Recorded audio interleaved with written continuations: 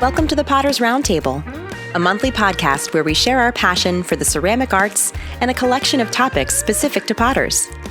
Remember to subscribe so you don't miss a single episode. Enjoy the show.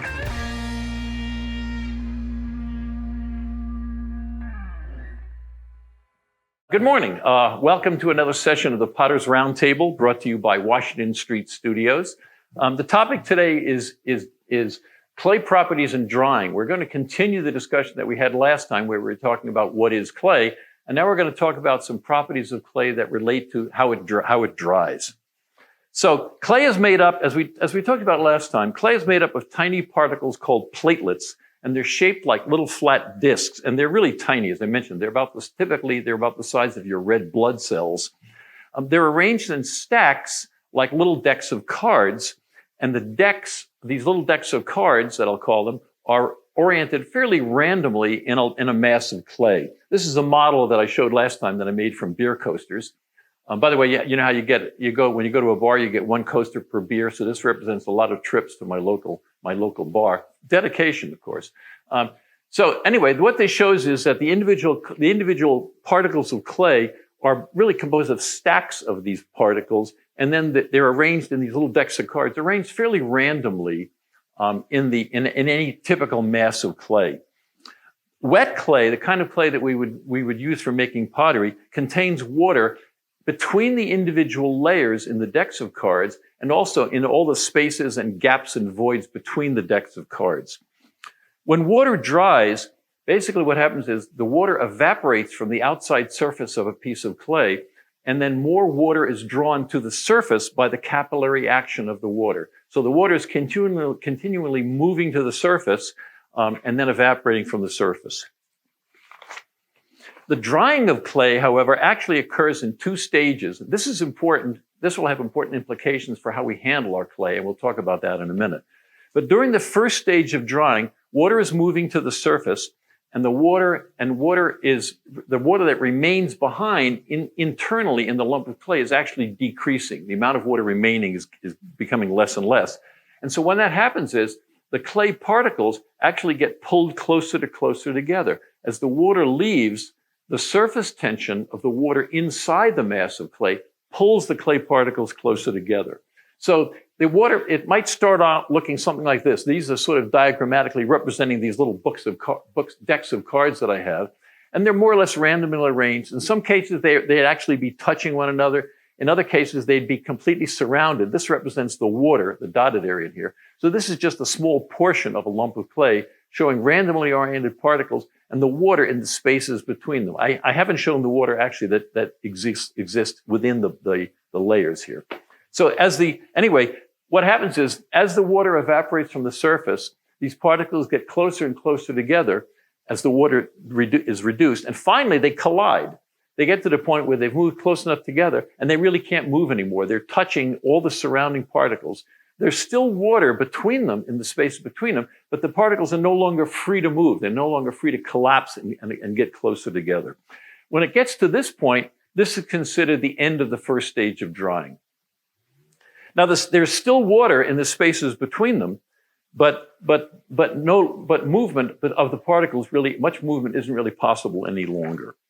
During the second stage, drying continues. Water continues to move to the surface of the pot by capillary action, surface of the piece, and the water inside continues to be reduced until finally the piece is completely dry and it reaches the state that we call bone dry. It feels completely dry to the touch. Well, and at this point, basically, during the whole second stage, there really isn't much more movement of the clay particles. So why is this important, the fact that it occurs in two stages? Why this is important is because it gives us a guide as far as the best way to dry our work. The goal of proper drying really should be that all of the parts of whatever we're making out of clay should dry at the same rate. We want uniform drying. We don't want some part of a piece to dry ahead of another part of the piece. We want to avoid what's called differential drying, which means that one part is drying faster than another. And the problem is, if one part is drying faster than another, it's also shrinking faster than another. So with differential drying, we end up with, this is the classic cause of drying cracks, all kinds of cracks that are related to the drying process. It also can lead to warping of the clay during the drying process, and it can lead to also what are called residual stresses, which are forces that are trapped inside the clay that sort of like a compressed spring that really only can show up later during the firing. And typically they'll show up during the glaze firing. But it was like a compressed spring or a stretched spring within the clay that it wanted to move, but it was locked in place. And then later on, when the clay is high fired, the clay becomes a little softer and it's free to move. And then cracks can often happen then, essentially like delayed cracking.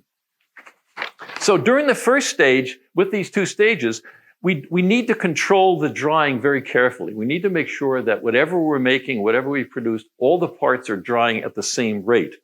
As I mentioned, if one part starts drying and shrinking faster than another part, then typically what happens is you get cracking between those two parts.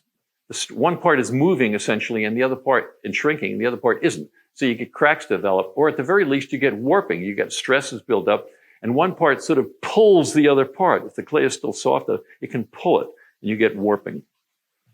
This is especially important with attachments such as handles or thin areas, because an attachment that's sticking out from the surface of a piece of clay, such as especially a loop handle on a mug, it's going to dry a lot faster than a solid lump of clay.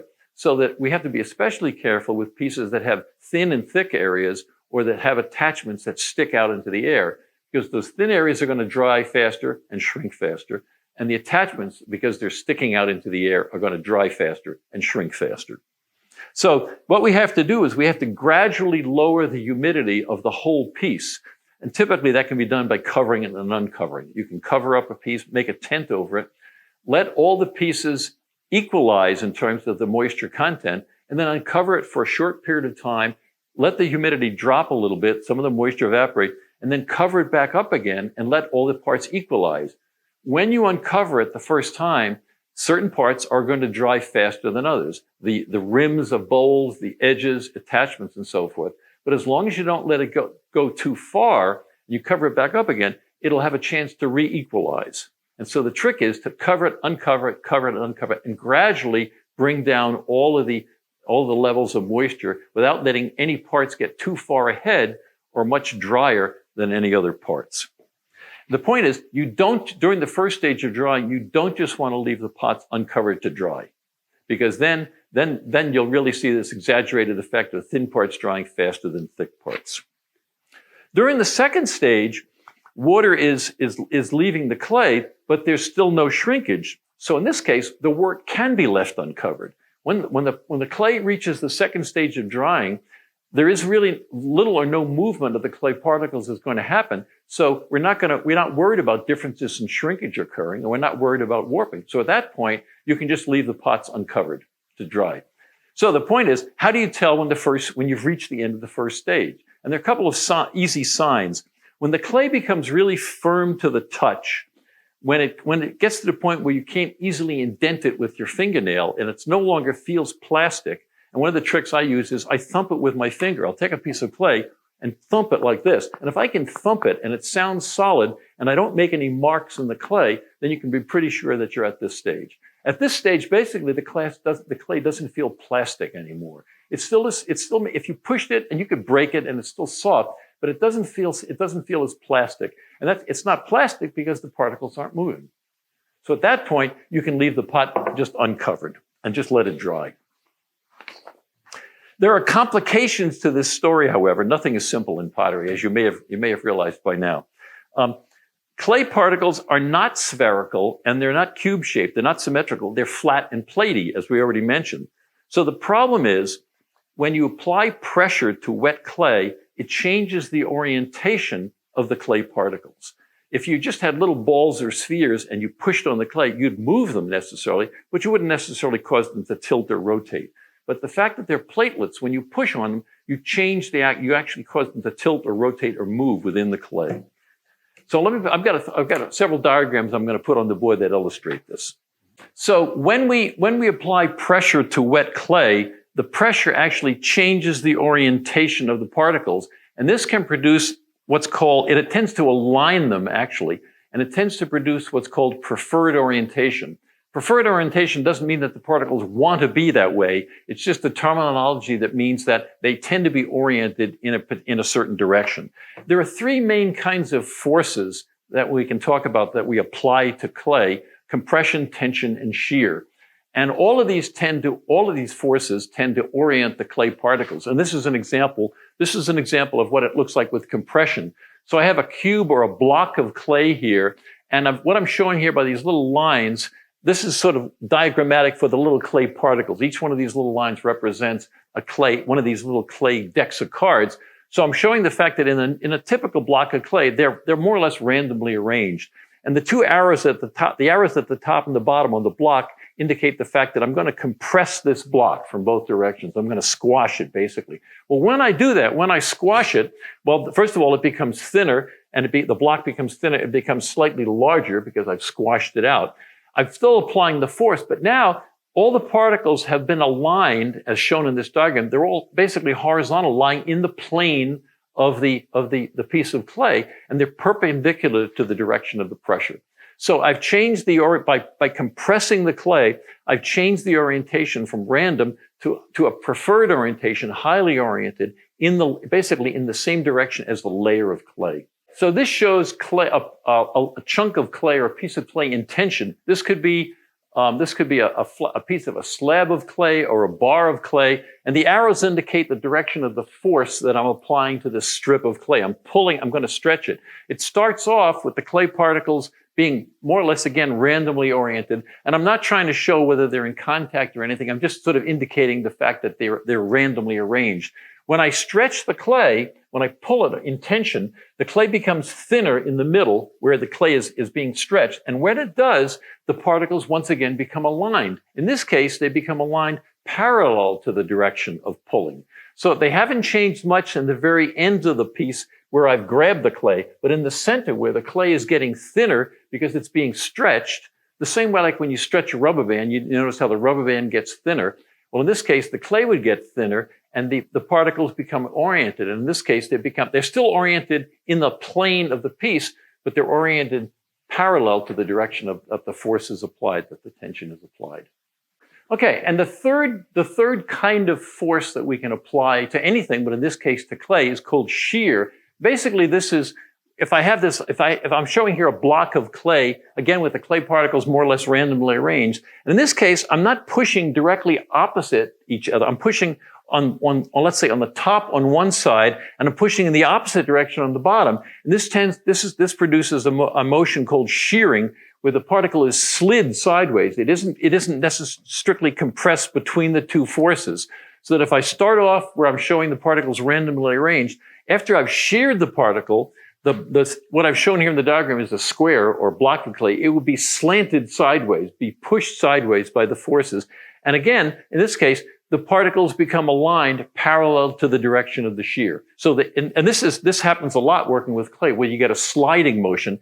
The particles tend to become aligned in the plane of the sliding. Okay. So what this means, and all of these forces, the compression, the tension, and the shear, we're applying all those three different types of forces at different times when we're working with clay. So when we're wedging clay, we're applying compression. We're definitely doing some shearing because we're sort of smearing the clay. When we roll out a coil, we're doing compression. If we roll out a slab, we're doing some compression and we're doing some shear. We're orienting the clay particles. And an example of that is, now what I've shown here in these diagrams, I've shown diagrammatic the little particles. The problem is that they're so small, we can't normally see them. So we know it's happening, but we can't see them. We do see the effects, but occasionally you can actually see them. And this is an example. This is a piece of a log of clay that was produced by a pug mill. And so what I did was, and if you think about it, a pug mill has this auger inside that is mixing the clay and then pushing the clay out of the die or the orifice at the end of the pug mill. So you would think that probably will produce some kind of orientation of the clay particles, but normally you wouldn't be able to see it. In this case, we were using a fairly coarse-grained clay, and I took a piece from the pug mill, let it dry, and then I broke it so that I produced a rough surface. and then I bisque fired it just to make it more permanent. And I don't know whether you can see this, but you can see there's a swirl pattern in the end. This is looking at the end as produced from the pug mill. So if you look at this carefully, and I know it's kind of hard to see maybe in the video, you can actually see the swirl pattern, which is actually showing the alignment of the clay particles. Normally, we wouldn't see that. But because this was a very coarse-grained clay, and it did a lot of orientation, it makes it visible. But this is happening anytime we touch clay. If we just take a block of clay and we just push our finger into it, underneath our finger in the clay, we've changed the orientation of the clay particles.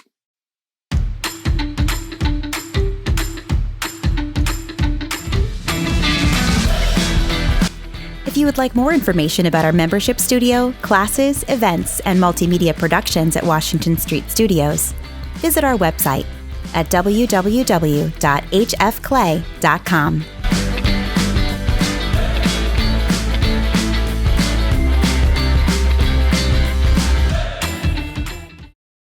Why does this matter? That question comes up a lot with a lot of things we'll be talking about. It's like, we'll describe something and say, so what? Well, the so what is that when clay dries, it shrinks. We've already talked about that. And also when it's fired, it shrinks.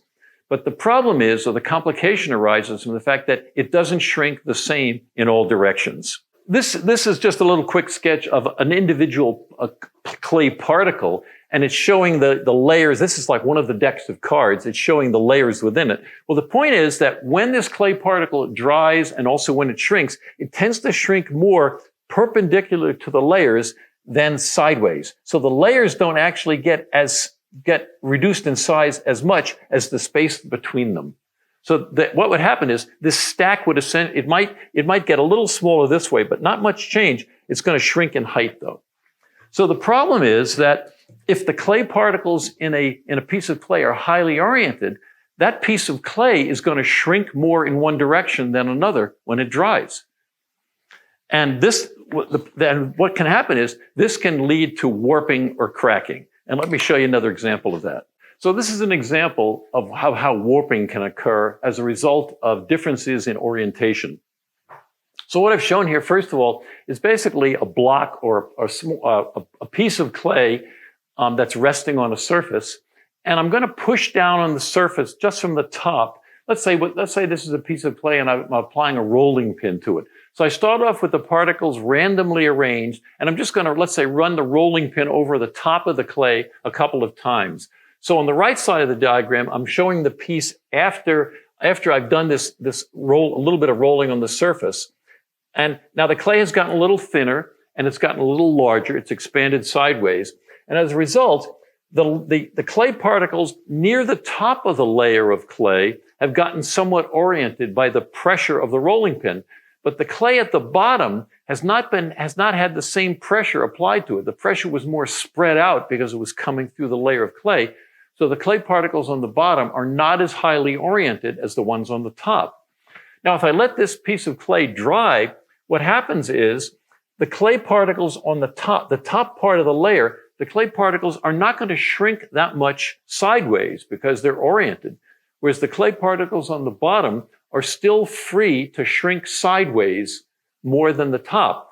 Well, if the bottom of the bar shrinks sideways more than the top, what happens is the bar gets shorter on the bottom, which means the bar warps. So after drying, this bar would look like this. It would be arched up. The bottom side would have contracted more than the top, causing the bar to bend when it dries. And this is a typical orientation. This happens a lot with slabs and sheets of clay that are rolled out where they're not compressed equally on both sides of the slab. So all of this is the reason why this talking about how orientation that occurs can contribute to some of these issues. This is the reason why, for example, scoring and slipping is really important. Now, here's a diagram basically of a mug with an added handle. And what I've shown here is, and I've exaggerated the walls and the thickness of everything so that I can indicate the direction of the clay platelets. So if this mug had been thrown on a wheel, for example, then the particles, with the sideways pressure of the fingers on the inside and the outside of the wall, the particles will be oriented up and down in the wall. They'd be oriented parallel to the surface of the wall. We would have had a combination of compression and shear on the walls, which would tend to orient them in this direction. And then if the potter had been careful with what they were doing and also compressed the bottom, then the particles would be lying flat on the bottom of the mug, and they'd sort of curve around the corners at the bottom. And then I'm assuming the handle, let's say the handle was either a coil that was rolled out or it was a pulled handle. Well, by pulling, let's say when we pull a handle, we'd have a combination of tension and compression and shear. And so all the particles would tend to be aligned parallel to the length of this coil that I'm making. And they'd also might be twisted similar to the way they were shown, I showed in this core from the pug mill. The problem is that now when we don't think about this a lot, but now when I'm joining this handle to this mug, right where the joint is occurring, I've got clay particles oriented in exactly opposite directions. So, which means that in one side of the joint, the clay wants to shrink in one direction, and on the other side of the joint, the clay is shrinking in a completely different direction. This is one of the reasons why joints tend to fail, because the shrinkage is not uniform across the joint. So this is one reason. This is another reason why scoring and slipping is really important, because when I score and slip, I roughen the surface and I add a little layer, and I add essentially a transition layer at the point where the two pieces of clay come together, which is neither orientation. And it provides a sort of a release of the stresses there, so that it sort of counteracts a little bit the differences in orientation by providing this additional layer. That's what the scoring and the slipping layer provides, a transition layer between the two. Okay, so this is the reason why scoring and slipping is important. It's also the reason why it's very important when you're rolling out clay slabs to roll both sides of the slab about the same amount, and also roll them in different directions. Because the goal is we want to produce uniform orientation of the clay particles within the slab. We don't want one side of the slab to have the clay particles more highly oriented than on the other side. It also is another reason why you generally don't want to use the very edges of slabs when you roll out a slab, because the orientation, especially if you're hand rolling and you're not using a slab roller, you tend to put more pressure on the edges of the slab, and the particles can be more highly oriented in the thinner edges than they are in the center of the slab. And the problem would be when you were cutting pieces from the slab and then joining them, again, you'd be joining pieces together that had different amounts of orientation in them. And so the pieces would want to shrink different amounts during the drying process, which can create potential, cracking problems. It also is, these are just different examples. Another lesson that this points out is that you shouldn't make tiles by taking a block of clay that you receive from a clay supplier and just slice them to produce tiles. And let me put a little sketch up on the board that will illustrate that. Okay, this represents a block of clay that you might receive from a commercial supplier. And when you're buying clay, typically it's extruded by very large extruders. And so these blocks actually represent shortcut sections of a much longer extrusion of clay. So this block represents, for instance, a 25-pound block of clay. And this arrow here is indicating the extrusion direction. It's extruded lengthwise. Well, the problem is that during the extrusion process, the particles around the outside of this block of clay, which would be the square end of the clay, are oriented parallel to the surface. What I've shown here on the sides of the block, it's as if you're looking down on the clay part, on the little platelets, the little decks of cards, because they're essentially lying parallel to the surface. And when you look at the end of the block of clay, again, you see this sort of diagrammatic representation in terms of the orientation. So the clay particles are a lot more highly oriented on the outside of this log of clay than they are in the center. So if you were to cut a slice from this block of clay and use that without any further working as a tile, you get huge differences in the shrinkage, and very likely the tiles would crack, because I've got this big difference in orientation. If this is, let's say, an 8-inch block across, I'd get big differences in orientation and shrinkage across that face. Okay? So one of the other problems, one of the complications of this also is the fact that a lot of these cracks that are produced or caused by these differences in orientation of the drying don't actually show up during the drying.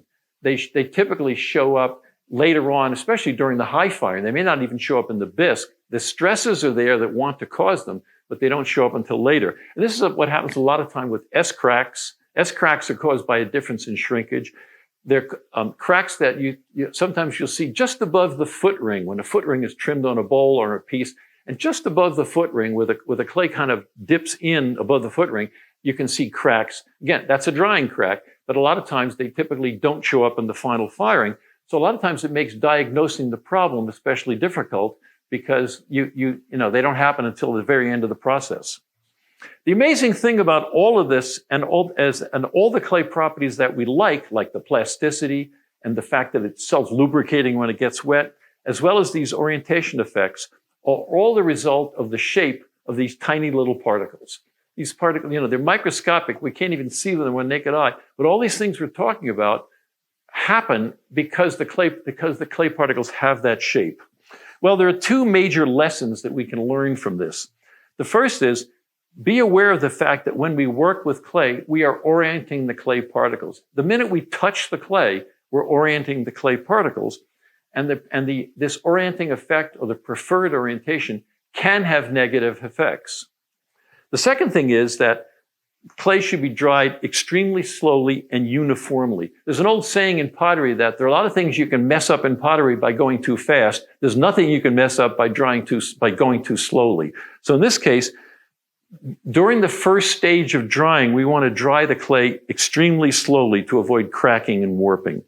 And the complication is that preferred orientation only amplifies the effects of non-uniform drying. Okay, well, thank you very much for visiting us today. I hope that this discussion has been useful. And if you'd like to support our educational efforts, you can go to patreon.com and search for the Potter's Roundtable, and also check our website at www.hfclay.com. The next topic in the series will be the next one in sort of the logical sequence of processing. We'll be talking about bisque firing and how the properties of clay appear or occur as a result of bisque firing. Thank you very much. The Potter's Roundtable is brought to you by Washington Street Studios and our patrons. If you enjoy the show, please subscribe, give us a 5-star review, and tell your friends. If you want to learn more about Washington Street Studios and shared studio memberships, please visit our website at www.hfclay.com. Thank you, and we'll see you again next time on the Potter's Roundtable.